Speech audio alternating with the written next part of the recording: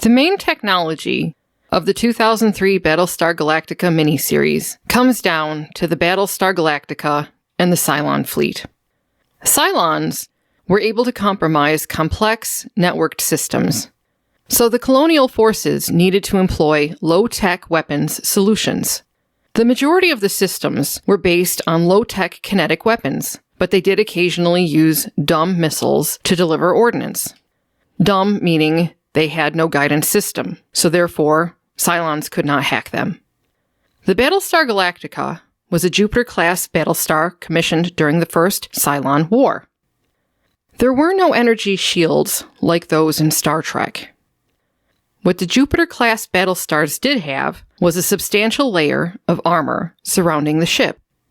This armor could withstand tremendous assault, including nuclear weapons impact.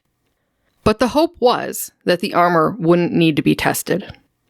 The Jupiter-class battlestars also used a system of point defense cannons to create a flak shield that would surround the ship.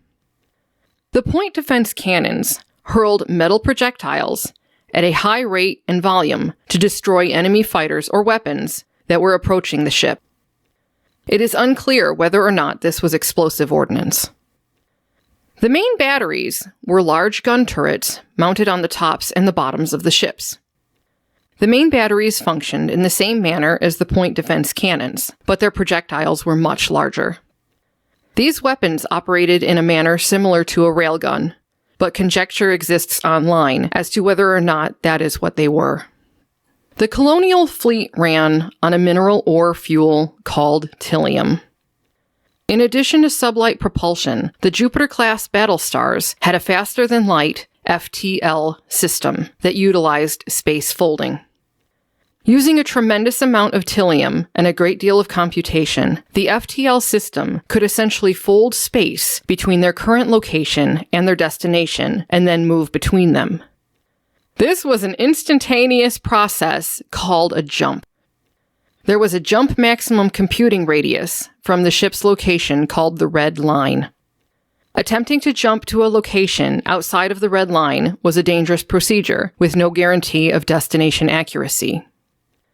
The Jupiter-class battlestars were akin to our naval aircraft carriers and usually carried two types of smaller ships: the colonial Vipers and Raptors. The Vipers were one-seat fighters whose primary weapons were also kinetic. The older Mark II systems were self-contained and immune to Cylon hacking. The Vipers had no FTL drives and offered sublight propulsion only. The Raptors were a multi-seat auxiliary ship that flew with the Viper squadrons. These ships' primary responsibilities were to deal with electronic warfare, countermeasures, and sensor coordination. The Raptors had limited FTL capabilities. Counter to the colonial battlestar was the Cylon's base star. These ships were shaped like two Ys, layered one on top of the other and joined at the center. From the center joint, the two halves could be rotated into multiple configurations. Base stars carried a high number of fighters called Raiders, which were used to defend and attack. The base stars' primary offensive weapons were a large amount of missile launchers firing very advanced conventional and nuclear missiles. But unlike the Colonials, who utilized heavy armor and low-tech weapons, the Cylon's base stars themselves had no defensive systems. Both the base stars and Raiders incorporated an organic component into their technology systems, and the base stars had a more advanced FTL system than the colonial ships, offering them a larger redline radius. The Raiders could be thought of as living ships. They had a metal exoskeleton, but had no cockpit and no pilot. The inner part of the ship was a simple living organism designed to fly and fight. Conversely, the base stars had an organic shell, which allowed them to heal damage, and at the heart of a base star was an organic being called a hybrid, which coordinated the base star's activities. That's really all you need to know about the technology in order to enjoy the 2003 Battlestar Galactica miniseries.